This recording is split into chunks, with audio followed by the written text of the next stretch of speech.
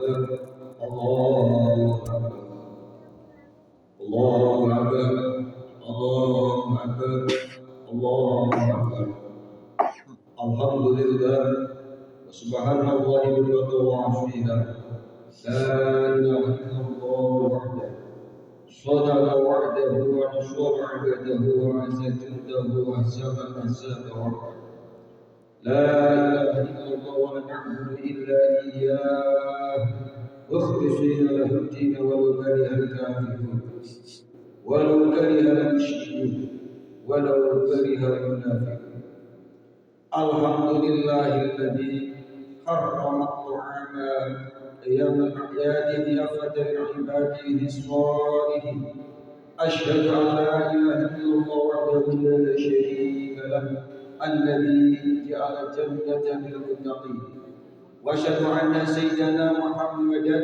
عبده ورسوله الداعي إلى الصراط المستقيم اللهم صل وسلم وبارك وعلم وماجد على سيدنا ومولانا محمد وعلى آله وأصحابه ومن تبعهم بإحسان إلى يوم الدين أما بعد فيا عباد الله أوصي نفسي خاصة وإياكم بتقوى الله فقد فاز المتقون وأسألكم على طاعته لعلكم ترحمون. Bapak-bapak, ibu-ibu, sidang Idul Fitri rahimakumullah. Awalnya kami wasiat kepada diri kami khususnya pada jamaah Idul Fitri di pagi yang penuh bahagia ini pada umumnya. Mari kita tingkatkan takwa kita kehadiran Allah Subhanahu wa taala, yaitu imtithalul awamir wa ijtinabun nawahi, menjalankan daripada perintah-perintahnya Allah seraya menjauhi daripada larangan-larangannya. Bahwasanya di hari ini ada yang mengatakan kita berada di hari kemenangan. Kalau lihat doa dalam bahasanya Idul adalah kembali fitri adalah suci, berarti posisi dalam keadaan kembali suci. Perlu digarisbawahi bahwasanya kalau kita melihat yang dikatakan kembali suci adalah tentunya mereka yang dosanya diampuni oleh Allah Subhanahu wa taala. Baik dosa yang berhubungan dengan Allah ataupun dosa yang berhubungan dengan sesama manusia. Tentunya hal itu setidaknya di hari ini kita merasa tidak punya musuh satu pun di muka bumi kecuali syaitan, kecuali iblis. Bahwasanya bantawahama anna lahu aduwan ada bi nafsihi lan ma'rifatuhu bi nafsihi qalat ma'rifatuhu bi nafsihi. Barang siapa yang masih menyangka bahwasanya dia mempunyai musuh, maka niscaya dia tidak mengetahui akan posisi dirinya. Maka dari itu di hari yang penuh dengan keberkahan, di hari yang penuh dengan rahmat Allah, di hari yang penuh dengan ampunan Allah ini, kita mengharap ampunan Allah, tapi di sisi lain kita juga merasa tidak punya musuh. Allahu Akbar, Allahu Akbar, Allahu Akbar. Dengan demikian bahwasanya ada tiga hal yang sungguh-sungguh perlu kita perhatikan. Yang pertama adalah kita merendahkan diri kita seraya minta maaf kepada Allah. Bahwasanya di hari ini Allah buka ampunan-ampunan. Begitu hamba yang mau minta ampun niscaya akan diampuni oleh Allah. Tapi juga ada kadang-kadang hamba yang enggan minta ampun kepada Allah. Kadang asa di dalam dirinya merasa sudah diampuni Allah, merasa di dalam dirinya kebaikan-kebaikan yang sudah banyak. Ini berarti daripada golongan orang-orang yang maghrur. Padahal Imam Al-Ghazali beliau pernah menyampaikan dalam beliaunya, seseorang itu hakikatnya tidak mengerti dalam titik amalia tiap harinya. Ubilat amrudat indallah, itu diterima atau ditolak di sisi Allah Subhanahu wa taala. Maka dari itu kita sebagai mukmin, kita sebagai muslim, sisi lain kita selalu berharap ampunan Allah dan kita selalu beramal soleh dan beramal bagus. Hakikatnya kenapa kalau kita lihat dari konteks ayat bahwasanya kita oleh Allah diciptakan sebagai makhluk yang paling mulia. Sebagaimana laknal insana fi ahsani taqwim, kami jadikan manusia itu dalam bentuk yang paling indah, dalam bentuk yang paling bagus, dalam bentuk yang paling sempurna, sehingga kemuliaan ini dalam kisahnya sampai mengalahkan kemuliaan daripada para malaikat. Sebagaimana cuplikan kisah ketika Mi'rajnya baginda Nabi Muhammad sallallahu alaihi wasallam. Kala itu Nabi Muhammad Mi'raj sampai masuk ke mustawa, mau ketemu Allah di aras. Tiba-tiba malaikat berkata, "Ya Muhammad, sampai detik inilah aku mengantarkan engkau. Andai kata aku melangkah satu langkah saja maka aku akan terbakar." Titik inilah yang menjadi ternyata bisa jadi lebih mulia manusia daripada para malaikat. Tapi kalau melihat sambungannya ayat, bisa jadi bahwasanya manusia ini lebih parah daripada hewan. Sebagaimana akan dikembalikan kepada tempat yang serendah-rendahnya, kecuali mereka orang-orang yang beramal soleh. Sidang Idul Fitri rahimakumullah.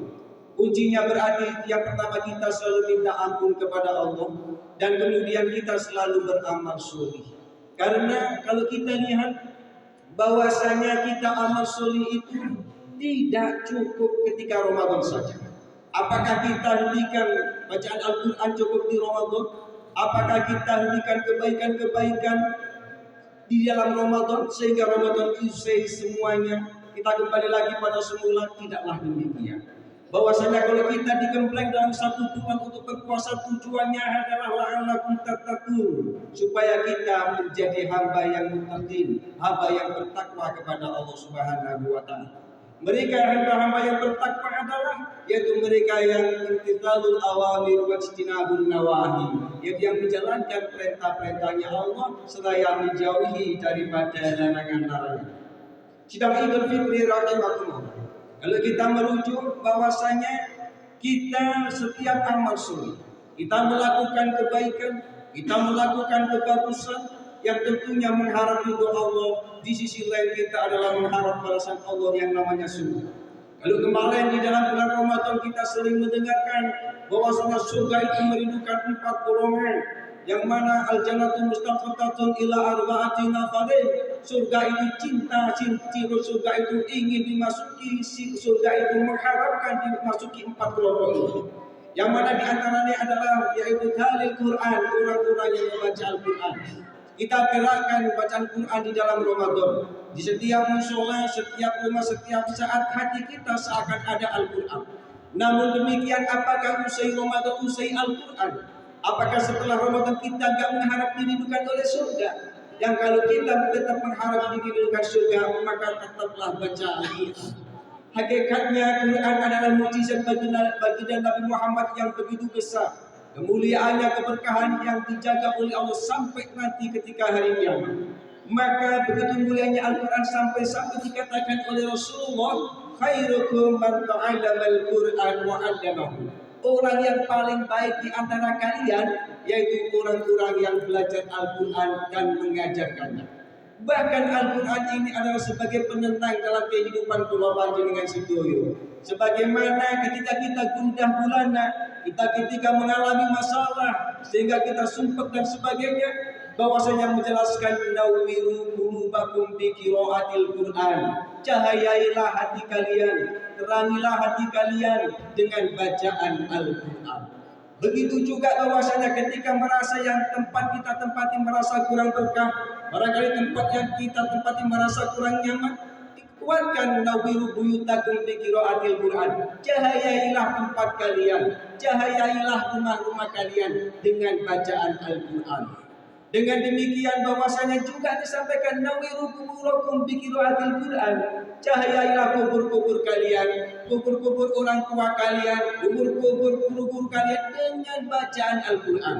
Yang niscaya bacaan Al-Quran ini adalah berkahnya bagi yang membaca, berkahnya bagi yang mendengar, berkahnya bagi tempat yang dibuat membaca Al-Quran, berkahnya bagi kedua orang tuanya yang masih hidup ataupun sudah tiada. Yang mana kalau kita mengharap dirindukan surga, di antaranya baca Al-Quran. Maka ketika usai Ramadan, apakah Quran kita tinggalkan? Tanda tanyanya. Jawabannya ada di dalam hati kita masing-masing. Sidang Idul Fitri rahimakumullah. Yang tentunya kalau kita mengharap dirindukan surga, berarti setelah Ramadan Quran tetap kita jaga, kita tadarus, entah itu di musola, entah belajar bersama-sama, entah di rumah masing-masing. Yang penting kita tetap membaca Al-Quran. Yang mana Rasulullah gak menuntut banyak dalam bacaan Al-Quran. Sebagaimana orang-orang yang paling bagus dalam kebaikan amalnya, itu bukan yang banyak, bukan, tapi yang istiqomah, yang mudawamah. Sebagaimana bahwasanya amal itu adwamaha wa inqola. Sebaiknya amal kalian itu adwamaha wa inqola, yang kontinu, yang terus menerus walaupun itu sedikit. Maka tetap selesai Ramadan, yang pastinya kalau kita merasa Quran itu banyak berkah, maka kita baca Al-Quran. Kita sempatkan barangkali 1 hari, 2 hari, yang penting dalam seminggu kita membaca Al-Quran. Allahu Akbar, Allahu Akbar, Allahu Akbar. Kemudian yang kedua yang dirindukan surga yaitu yang disampaikan adalah wahafidil lisan. Mereka orang-orang yang menjaga lisannya. Di dalam Ramadan barangkali kita sering menjaga lisan kita. Kita takut ketika dusta pahala puasa kita habis.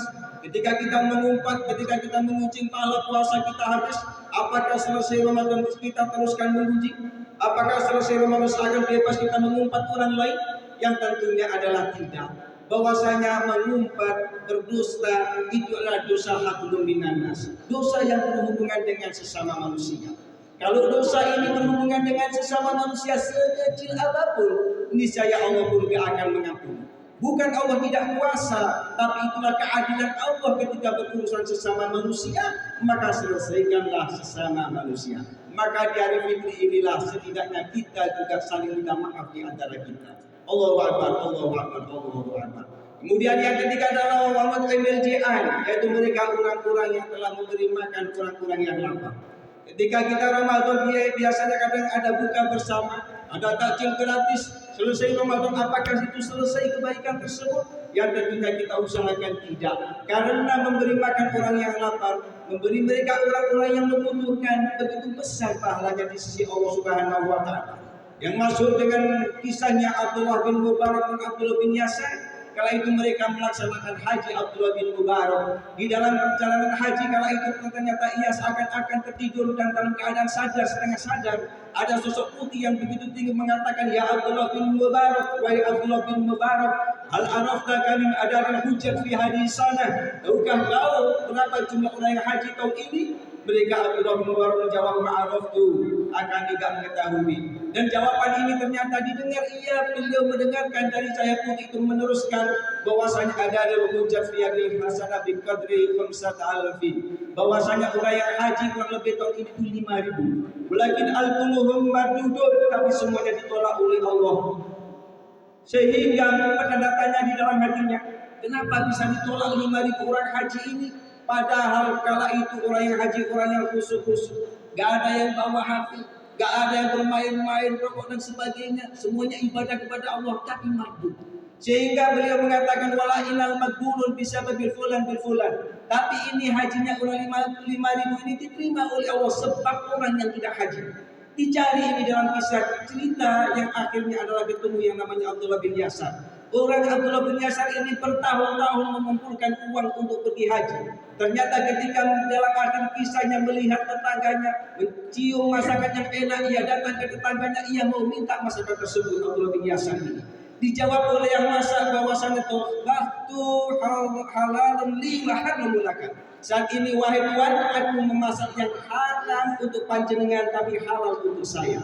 Terheran-heran Abdullah bin Yasar ini, kok bisa Bu engkau masak yang demikian? Apa yang kau masak? Bahwasanya dalam keadaan seminggu keluarga aku belum makan, maka yang aku masak adalah bangkai ini untuk menghidupi anakku, untuk menghidupi diriku.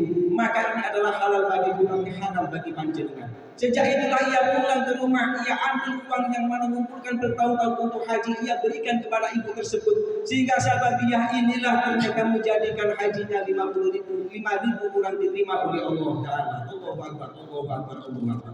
Berarti bahwasanya hakikatnya memberi orang tidak menunggu Ramadan. Memberi makan orang itu ketika mereka butuh, dimanapun mereka belum makan. Ketika kita beri, keberkahannya begitu tinggi di sisi Allah Subhanahu wa Ta'ala.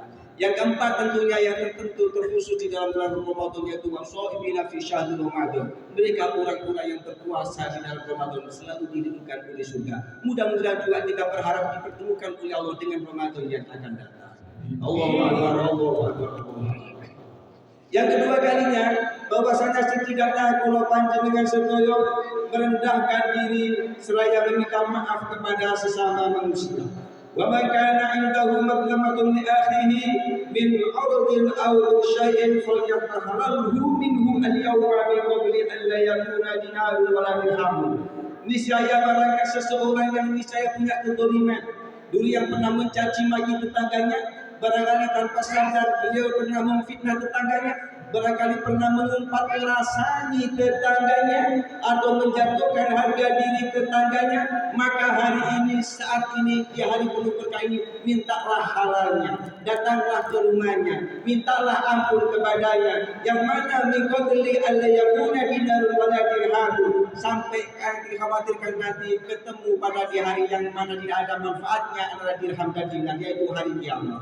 Maka ketika di hari kiamat dosa-dosa yang berhubungan dengan manusia niscaya Allah tidak akan mengampuni dan akan dipertanggungjawabkan di hari itu sesama manusia. Allahu Akbar, Allahu Akbar, Allahu Akbar. Maka tidak heran ketika kita pernah mendengarkan bahwasanya hakul Adam ini sangat rentan yang sangat membahayakan. Banyak mereka bisa jadi orang-orang yang bagus, ibadahnya tekun, puasanya tekun, amal solehnya banyak, tapi mohon maaf tetangga ke tetangga suka mencaci maki, tetangga ke tetangga suka dengki, ke orang-orang kadang suka benci, yang mana niscaya ini adalah tentu menjadikan jalan dia masuk surga Allah Subhanahu wa Ta'ala. Sebagaimana kisah yang pernah serombongan orang-orang masuk surga kala itu, serombongan orang-orang masuk ini yang dijanjikan ditakdir sebagai ahli surga, ternyata dihentikan oleh seseorang dikarenakan dipertanggungjawabkan, diminta keadilannya karena pernah mengumpat, pernah ngerasani. Salah satu lagi mencegahnya yang masuk surga ini karena pernah dia menustakan kepada dirinya, karena telah menfitnahnya, karena telah menjatuhkan harga dirinya, yang sehingga yang jatahnya dia masuk surga gak jadi masuk surga karena kebaikannya dilimpahkan kepada orang lain yang pernah difitnah, yang pernah diumpat, yang pernah dicaci maki. Maka di hari ini kita hentikan semua itu. Kita hilangkan rasa permusuhan sama sekali di hari yang penuh berkah, di hari yang suci. Yang ketiga adalah yang perlu kita perhatikan, kita juga merendahkan diri dan memaafkan semua orang-orang yang minta maaf kepada kita. Wa in ta'fu wa tasfahu wa taghfiru fa innallaha ghafurur rahim. Maka hendaklah kalian juga mengampuni dan memaafkan karena sesungguhnya Allah Maha Pengampun. Allahu Akbar, Allahu Akbar, Allahu Akbar. Dengan demikian bahwasanya kalau Allah panjenengan sedaya sudah orang datang mau minta maaf, tapi kita enggan meminta maaf kepada Allah, kita enggan memaafkannya, maka ini saya itu bentuk kesungguhan yang ada dalam diri kita. Sebesar apapun kesalahan orang-orang itu di sekitar kita, ketika ia sudah datang minta maaf, maka harus kita membuka pintu maaf bagi mereka. Allahu Akbar, Allahu Akbar, Allahu Akbar. Sidang Idul Fitri rahimahullah. Kalau kita melihat Syawal artinya adalah peningkatan. Maka dari itu menurunnya kula panjenengan sedaya meningkatkan setelah habisnya Ramadan ini, masuk daripada Syawal, yaitu hablum minallah, hubungan kita kepada Allah. Yang mana kalau kita di dalam bulan Ramadan melakukan kebaikan-kebaikan, Syawal tentunya kita jaga dan terus kita tingkatkan kebaikan-kebaikan tersebut. Begitu juga kita tingkatkan kebaikan hubungan sosial sesama manusia. Yang mana kita tingkatkan hubungan sosial sesama manusia ini adalah juga yang sebagai kunci. Kalau kita lihat bahwasanya mereka orang-orang yang punya derajat mulia, mereka orang-orang yang dimuliakan oleh Allah lebih daripada rata-rata, mereka rata-rata adalah yang memperjuangkan sesama manusia, yang membuka hati lapang kepada sesama manusia, yang ingin memanusiakan manusia, yang memuliakan sesama manusia. Tidak ada dalam sejarah para pejuang Allah mereka mencaci maki sesama manusia.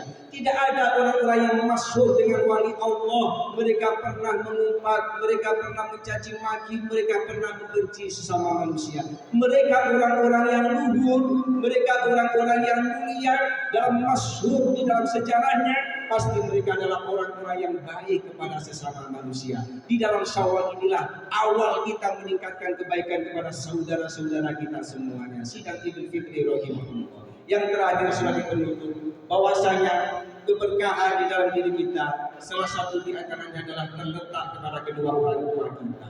Bagaimanapun orang tua kita adalah sebab wujuduna, sebab daripada wujud kita itu kedua orang tua kita. Tidak heran ketika Rasulullah meletakkan ridho Allah fi ridho walidain. Ridhonya Allah itu terletak kepada ridho kedua orang tua. Wa sukhtullah fi sukhti walidain, dan murkanya Allah itu terletak kepada murka kedua orang tua. Maka barang siapa di hari yang penuh berkah ini, dia niscaya mendatangi kedua orang tuanya, kemudian ia mau minta maaf kepada orang tuanya, dan orang tua meridhoinya, setiap satu langkah akan diangkat derajat 100 oleh Allah Subhanahu wa taala, akan dihapuskan 100 kejelekan oleh Allah Subhanahu wa taala, dan akan dimuliakan di dalam surga Allah Subhanahu wa taala. Begitu juga di hari yang penuh berkah ini, orang-orang yang berani kepada kedua orang tua, setinggi apapun ilmunya, sebanyak apapun ibadahnya, ternyata mereka tidak dapat ridho orang tua, niscaya tempatnya adalah tidak lain adalah neraka. Sebagaimana yang masyhur dalam kisah Alqamah. Alqamah ini kalau tanggung-tanggung dia ini muridnya Nabi Muhammad. Yang hari 5 waktu sholatnya bersama baginda Nabi Muhammad. Beliau ngajinya bersama baginda Nabi Muhammad, hari-harinya sering bersama baginda Nabi Muhammad. Tapi mohon maaf ketika mau meninggal Alqamah ini ternyata sulit untuk mengucapkan kalimat syahadah, sehingga sahabat ini mau mentalkin, sahabat ini mau bilang, ya Alqamah, la ilaha illallah, ya Alqamah. Alqamah baca la ilaha illallah. Alqamah jawab, la astati'u an aqula la ilaha illallah, saya gak bisa mengucapkan la ilaha illallah. Heran sahabat ini, kenapa ini santunya Nabi, dekat dengan Nabi, ternyata dia ketika mau meninggal gak bisa mengucapkan kalimat syahadah. Sehingga sahabat ini lapor kepada Rasulullah. Dalam bahasanya, Rasulullah, ini Alqamah mau meninggal tapi sulit mengucapkan syahadat. Datanglah Rasulullah. Rasulullah mengajarkan talqin. Yang Rasulullah mengatakan, ya Alqamah, la ilaha illallah. Jawabannya sama. Ya Alqamah, mengucapkan la ilaha illallah. Alqamah jawabannya sama. Ya Rasulullah, saya tidak bisa mengucapkan la ilaha illallah. Rasulullah bertanya, hal indahu walidai, apakah dia punya kedua orang tua? Salah satu sahabat menjawab, dia punya seorang ibu. Datanglah Rasulullah dengan kisah yang singkat di akhir cerita. Ya fulan, hal indaka ibn Alqamah. Hai fulan, apakah engkau punya anak yang namanya Alqamah? Dia menjawab, la Rasulullah, la ini ibn Alqamah. Tidak Rasulullah, saya tak punya yang namanya anak Alqamah. Kaget Rasulullah ini. Dengan kaget ini tanya 2 kali, jawabannya sama. Ketiga kali beliau baru dipaksa oleh Rasulullah. Wahai sahabat, kalau ibu ini memang gak punya anak, rumah ini ada Alqamah, ayo kita bakar di depan ibunya. Ibunya menjawab, iya Rasulullah, saya punya anak namanya Alqamah. Tapi Alqamah ini setelah dia menikah, ia lebih taat kepada istrinya, ia lebih takut kepada istrinya daripada saya. Niscaya saat inilah aku gak ridho kepada anak yang demikian. Dengan inilah tidak diridhoi oleh orang tua, Rasulullah gak bisa menolong. Apalagi para wali yang menjanjikan, apalagi para kiai, mohon maaf, apalagi para habaib. Ternyata ridho orang tua lebih tinggi daripada 1000 wali. Sebagaimana doa walidah, doa al-faulia, doa ibu itu bagaikan doa 1000 wali.